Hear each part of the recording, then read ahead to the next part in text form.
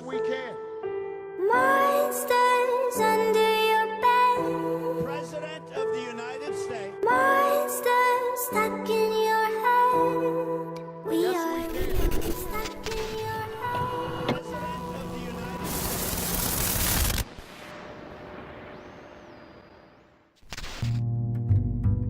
I was the fifth bread of Satan, and my power, my element was fire, and you couldn't get any higher than what I was.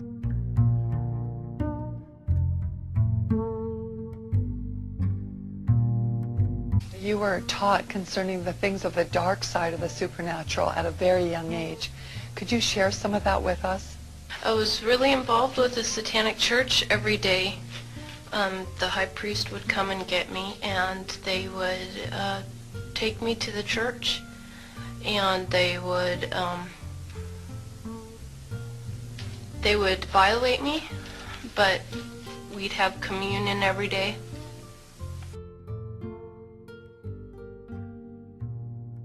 With the Satanism and knowing that Satan was God and God was not real. Satan was God for me. What is the primary goal or purpose of Satanism? Yeah, their purpose is to rule the world. You have explained to us that there was human sacrifice that went on inside of the Satanic Church and inside of Satanic ritual. Can you tell us how this was done? How did they murder people? They have underground caverns in the mountains, and they keep the children and the kids and the women and men there, and they take a sacrificial knife and they'd start from the chest and move all the way down to your abdomen. And then that's how they sacrificed, and they collect the blood and they drink it. The mid-September through mid-November, they sacrifice babies, and nothing but babies, because they need the pure blood of the untainted children.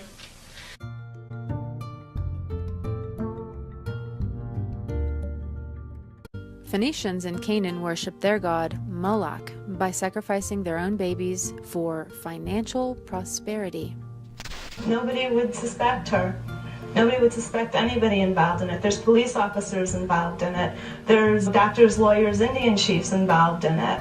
It's not the person who looks scummy that's involved in it. It's someone who looks normal.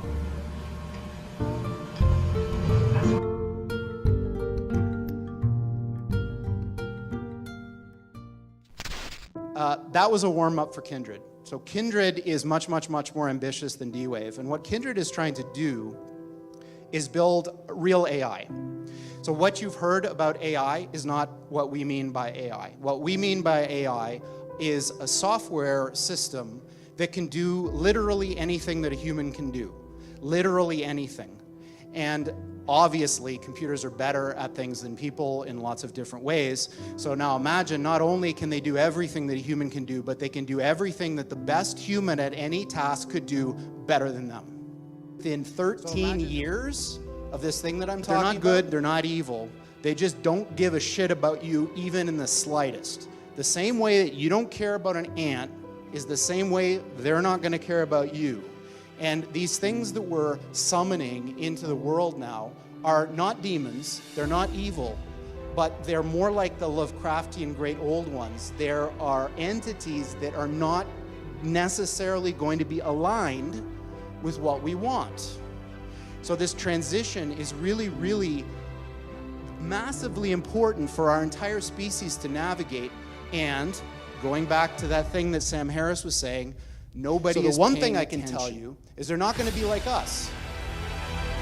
So alien means, different. These things that we're building are not going to be people. They might be really smart, they might be really good at all sorts of different things, but they're not going to be like us. They're going to be aliens. And they're going to be, I'm sorry to say, way smarter than every single person in this room, in ways that we can't even comprehend. So this, of course, triggers a lot of alarms. You're going to put that little guy in a pentagram, and you're going to have your holy water out, and you're going to wave it at the thing, and by God, it's going to do exactly what you say, and not one alarmism about the way this is going to go. But these words, demons, doesn't capture the essence of what's happening. You're going to put that little guy in a pentagram, and you're going to have your holy water out, and you're going to wave it at the thing, and by God, it's going to do exactly what you say, and not one. They're not good, they're not evil. They just don't give a shit about you, even in the slightest.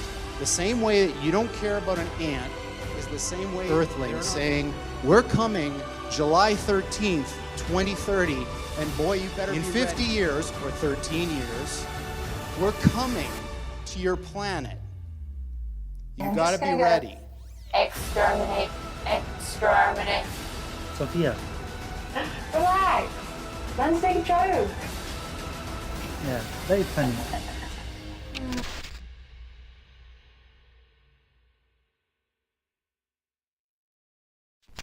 What does all this have to do with anything? Well, it turns out the Navy and the United States Pentagon. Notice how they present it to us as a large pentagram, because that's exactly what it is. It's their base of magic. The Pentagon has come out and said that UFOs are indeed real. They're allowing this Navy pilot, David Fravor, to come out and say that he's seen UFOs. The Navy has a program dedicated to studying unidentified flying objects, blah, blah, blah, so forth and so on. Why is this news? Well, tie this in with Blue Book.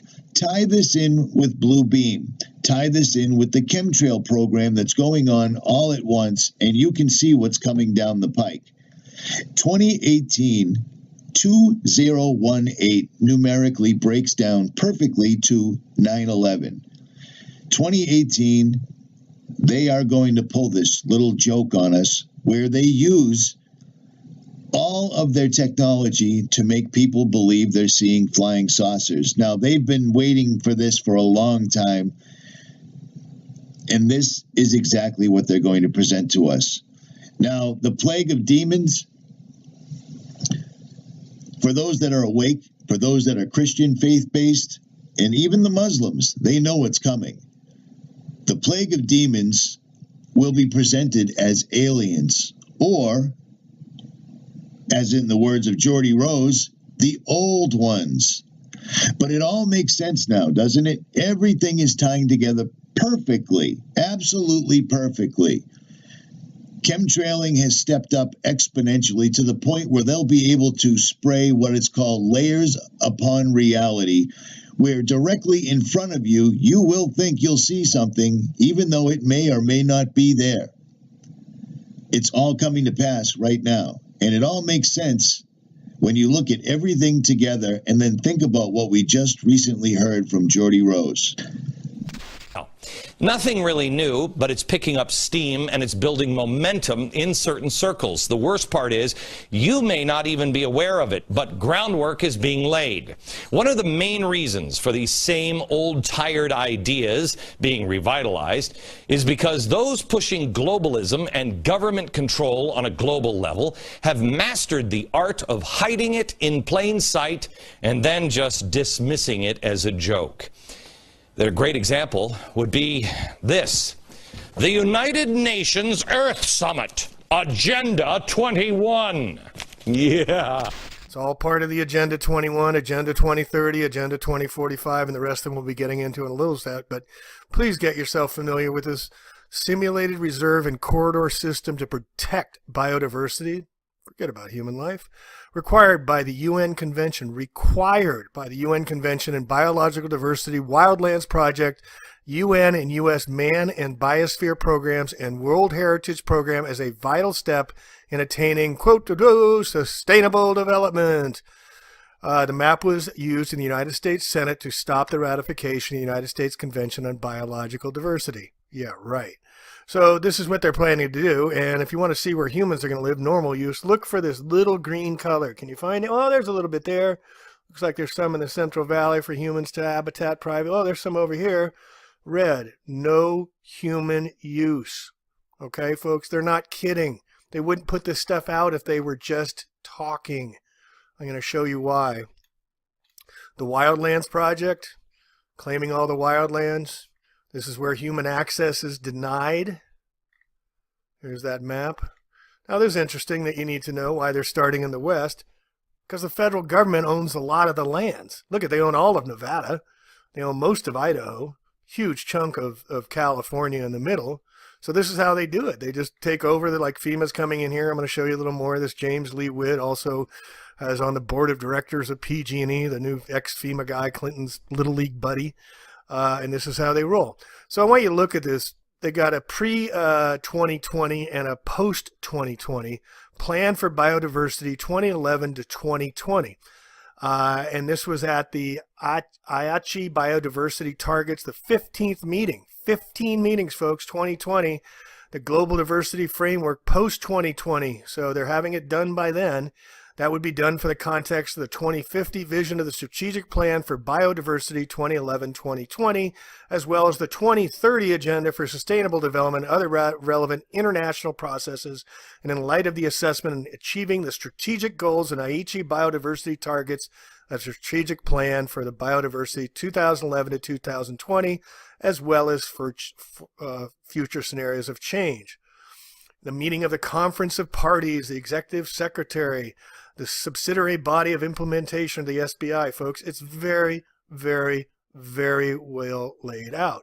They have partnership agreements. You can look up many, many organizations here, folks.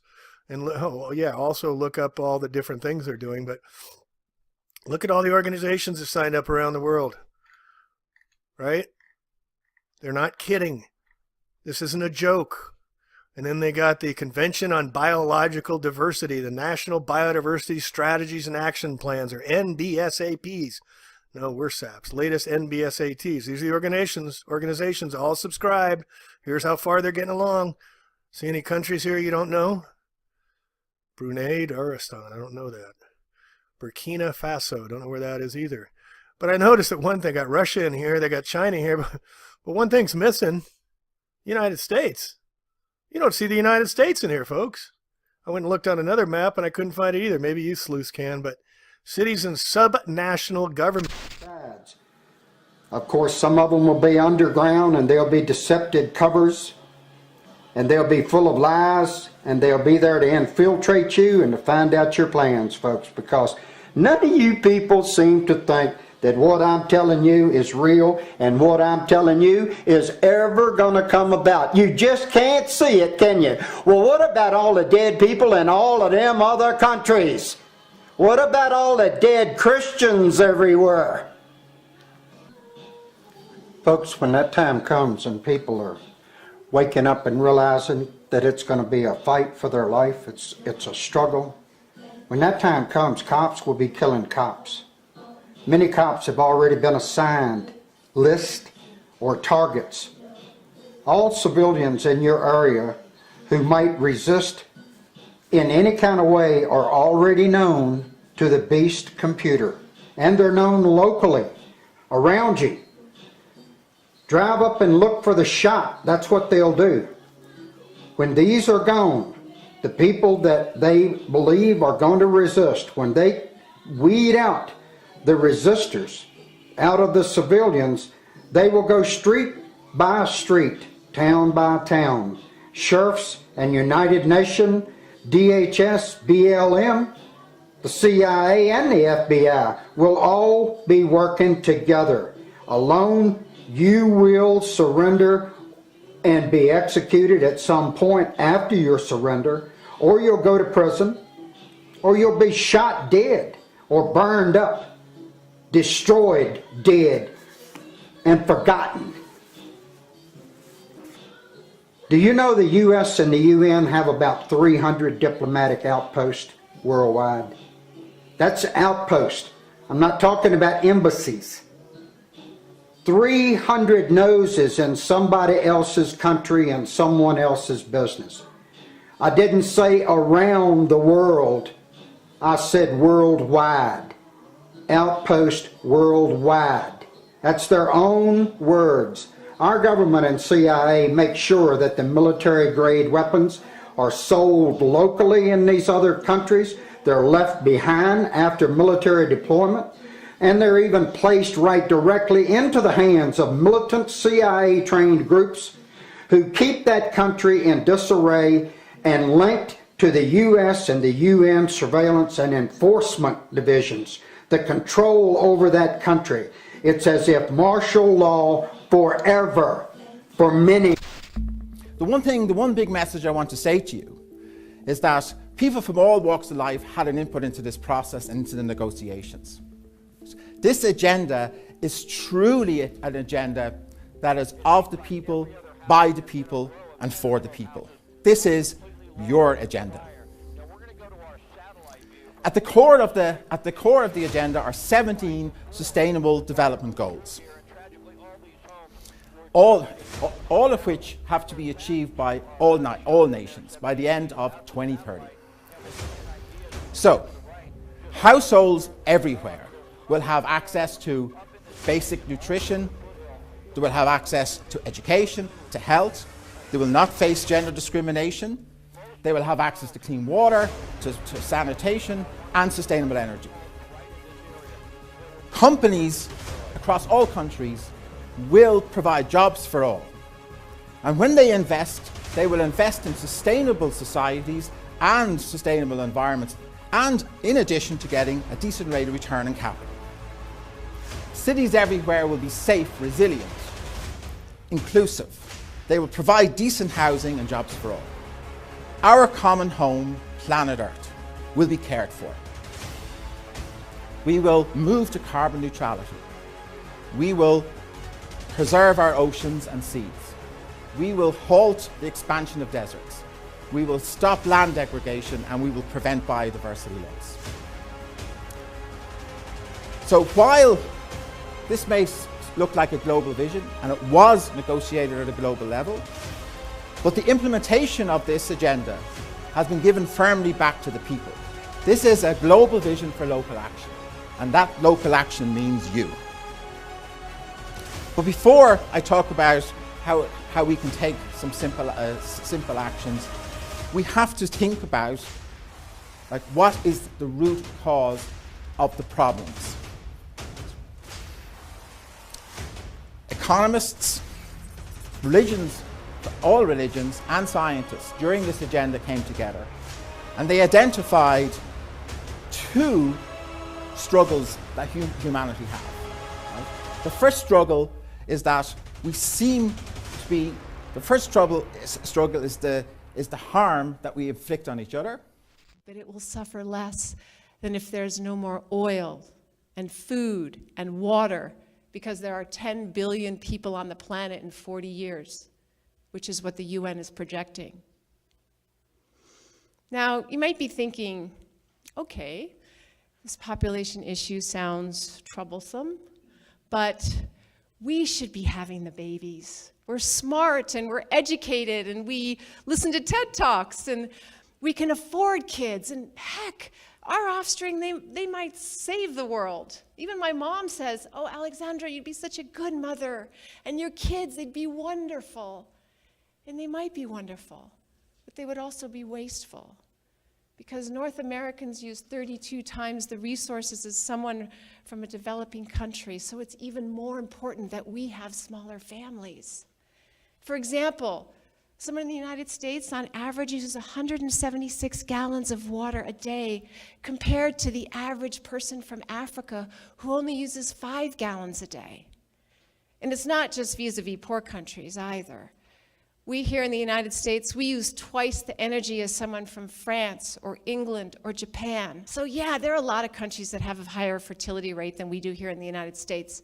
But we all have to aspire to a one-child family, especially those of us living here. Maybe you're thinking, well, don't worry, Alexandra, technology will save us. And yes, it's possible that we might be able to eke a few more years of resources because of some new inventions or technologies. But in the end, even if we can feed and house 14 billion people, what would their lives be like? I mean, the population's going to have to stop growing at some point, so why not stop now instead of... You're gonna put that little guy in a pentagram, and you're gonna have your holy water out, and you're gonna wave it at the